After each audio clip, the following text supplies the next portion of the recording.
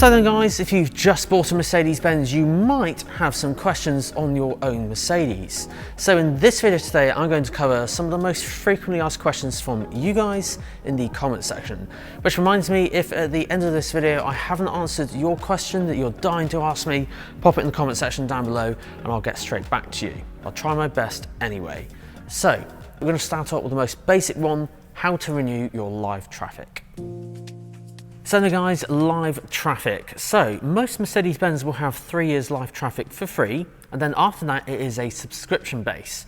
Now just in case you're thinking, oh, I don't want to pay that, well there is a free alternative which I'll cover in a minute called Apple CarPlay and Android Auto, so you can do it this way as well. So with Mercedes-Benz, if you have live traffic and it's just expired, what you can do is head over to a thing called Mercedes Me, like the Mercedes Me app, or you can do this on the website. So if I tap on the menu button on the Mercedes Me app, go to Mercedes Me apps, and then go to Mercedes Me store. So yes, this is a separate app, but if you're logged into the other one, it will automatically log you in. So what I want to click on is the middle button just here. And as I scroll down, you'll see there's two tabs here. There's available and purchased. Purchase will of course show you how long you've got left of each thing. But what I want to see is the live traffic, and that will be on the available. And then here, digital extra packages, navigation package, and then you can see the prices here. Now of course the prices on screen are correct at the time of recording. For this car, this will vary depending on the equipment in your Mercedes and that sort of thing, and it may change in the future. So all you do is add that to the basket, click checkout and follow all the steps, and then within 24 hours, your live traffic will have been renewed. Now just in case that you don't want to pay for live traffic, what I would recommend is make use of Apple CarPlay or Android Auto. These will use things like Apple Maps, Google Maps, or even Waze. And these are free live traffic because it uses the data on your smartphone, of which you're probably already paying for. So for this next one, the guys, is easy entry and exit not working. So for those of you that don't know what easy entry and exit is, let me show you. So say you've been driving and you're in your favourite driving position, you come to a stop and then you turn the car off and you open the door. The seat can, in certain cars, and this does vary again, can move you forwards or even backwards to help you get out, make it a bit easier to get in and out.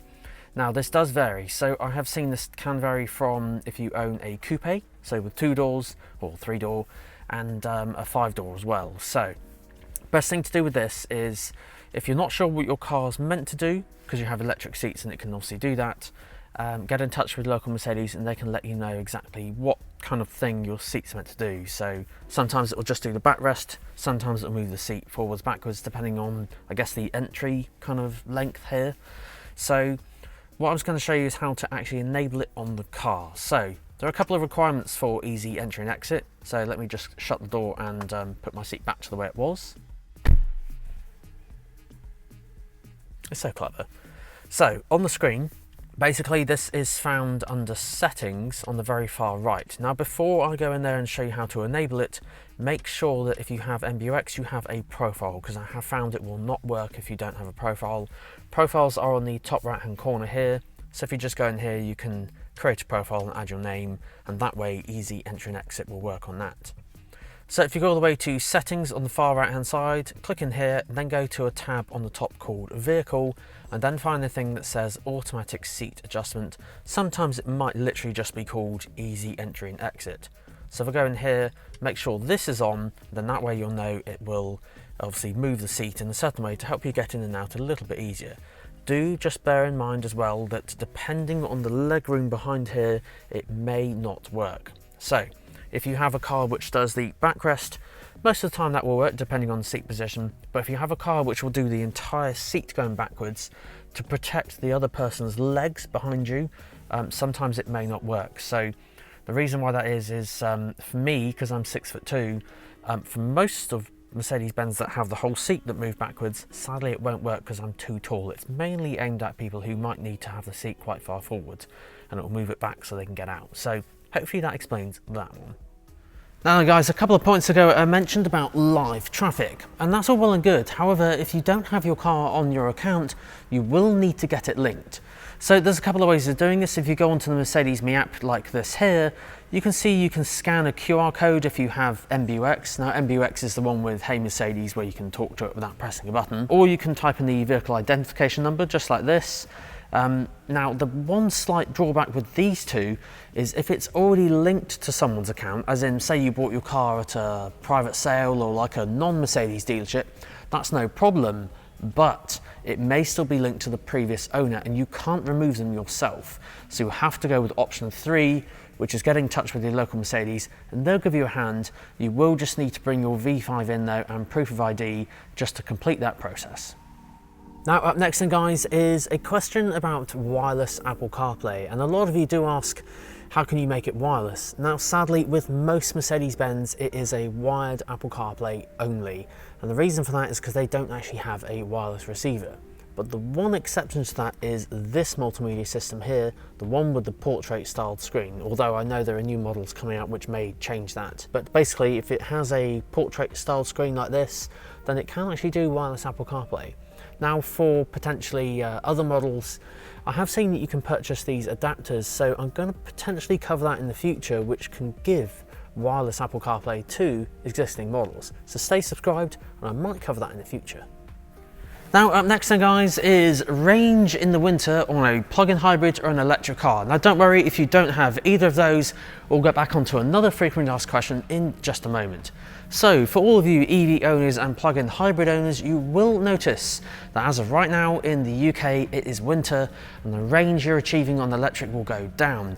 This is normal, do not worry, because just like your heating in your home, you will of course be consuming more power because it's that much colder, and naturally lithium-ion batteries don't like the cold too much either. So I have a dedicated video on this topic just to answer your specific questions about that. So click on the pop-up banner up above and that will take you straight to that one, just in case you have more questions on how that works. So with that out of the way, on to the next one. Now for this next one guys is software updates. So a lot of you actually asked me is what is on a software update, and sadly unlike phones, you know, like on an iPhone or something like that, when a new iOS updates they usually detail what's on that update. Sadly with cars they don't do that too much, and I would imagine it's more security and bug fixes rather than features being added. I'm sure Mercedes will probably actually put stuff in there if they do add features, but I think most of the time they're just bug fixes and security fixes just to keep the car nice and secure from hacking and I guess that sort of thing. So whenever you get an update come through, it will look a little bit like this on the screen. And quite simply, if you ever need to do one, as long as it's all linked to Mercedes Me, it'll pop up on screen and it'll ask you just to switch off the ignition and obviously make sure you're parked. Once it's done that, all you do is just scroll down through the page and it'll just explain that basically the multimedia system will do a few funny things. Like the sensors might not work or the reversing camera might not work, so make sure you do this when parked, and there'll be a accept and install button. So you literally just click this, the whole screen will go blank, and then you'll have a progress bar just as it does the update. Now you can actually read sometimes a little bit of information about this on the Mercedes Me app, so I'll put this up on screen here so you can see based on what this update did. This is in December at the moment, so I recorded this just a few days before posting. So this was, I guess, one of the latest MBUX updates. But yeah, sadly it doesn't show you exactly what they have, but at least you can know that the car's going to be nice and secure from hackers and just have the latest kind of updates and that sort of thing. So really, really cool. Now, just while I'm in the same car, guys, I thought I'd answer one of your most frequently asked questions about Apple CarPlay and its cropped experience on MBUX. If you don't know what I mean, when you load up Apple CarPlay, so but this is when you plug it in, you'll notice that over on the right-hand side here, there's a bit of a gap, and on the left, there's a bit of a gap as well. And I've actually asked someone quite technical in Mercedes about this, and the reason for this is because MBUX of this version is actually available in 2 screen sizes on the left hand side. So if you go for if you go for a standard A class, you'd have a 7-inch screen, and then there was an option for a 10.25-inch screen. And the reason is to maintain compatibility between those 2 screen sizes on the same kind of innards on the multimedia system. they have to have it cropped on this. Now I wish it could like scale up, but I don't think Apple CarPlay does that natively on the way it's been configured. So the only thing is I can say that hopefully on the newer version of A-Class when it comes out, because I believe the new A-Class coming out this year is going to have NTG7 in this screen. Hopefully it won't be cropped, so hopefully it'll fill the screen, which would be really, really good to see. And then it'll only just be these models have that cropped experience. But sadly there isn't anything that I've seen of a workaround for that, so unfortunately it is what it is. But there is a reason for it, so it's basically to maintain compatibility between the 7-inch screens and the 10.25-inch screens. So in case you're wondering, that's why. Now up next then guys is a frequently asked question on when new Mercedes-Benz models come out. So a very prime example was actually a couple of weeks ago when I did the 2023 models that I knew were coming out this year. And loads of people in the comments section were like, Nick, you left out the CLA, the GLA, what about the E-Class and the GLE? And well, yes, technically those would be due some sort of upgrade or facelift soon, but they haven't been announced by Mercedes officially, so that's why I didn't include them. So it kind of brings on to the question, when are they coming out? Well, I'll give you some context. So if you take an iPhone, typically Apple release a new iPhone every September. Usually, they have done for years. So it's kind of a thing that we all know, a new phone's going to come out every year. Cars though, they're not only 100 if not 1,000 times the size, they're a little bit more complicated to produce. So it's impossible, as far as I've seen, I haven't seen a manufacturer do this, they don't bring out a new model every year. If they can, that'd be quite impressive.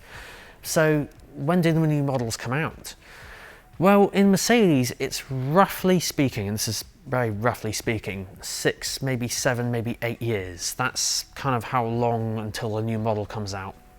But there is a rule that breaks that, and that is the facelift.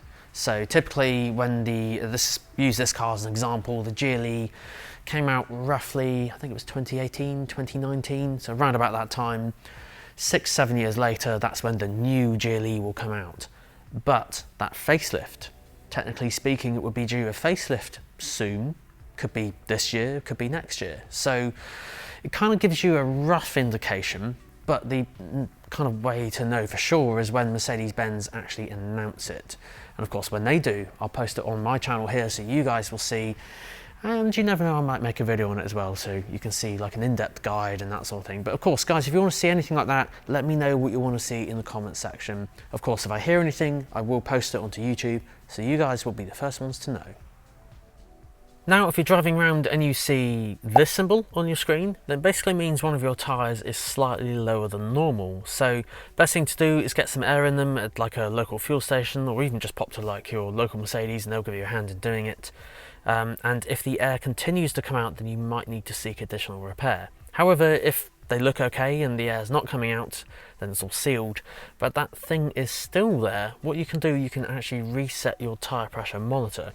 And it's actually really easy to do. It'll take less than 30 seconds. So on your instrument cluster in front of you, and using the home button and the touchpad and the back button on the right hand side of the steering wheel, press the home button, swipe across to service using that black touchpad, go down to tyres, click it in. This will then show you your tyre pressures for your car at that moment in time, as long as you've been driving around. Swipe down and then click OK. That will reset the tyre pressure monitor and get rid of that symbol.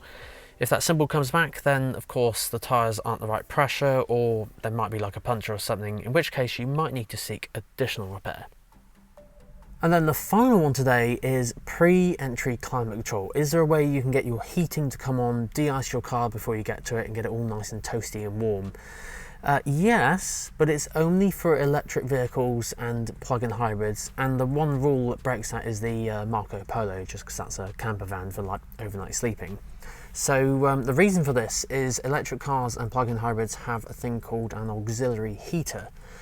So this is the thing that kind of generates heat, and it can also use air conditioning in the summer as well to keep it nice and cool. But it's this button just here with the little fan with the arrows going up.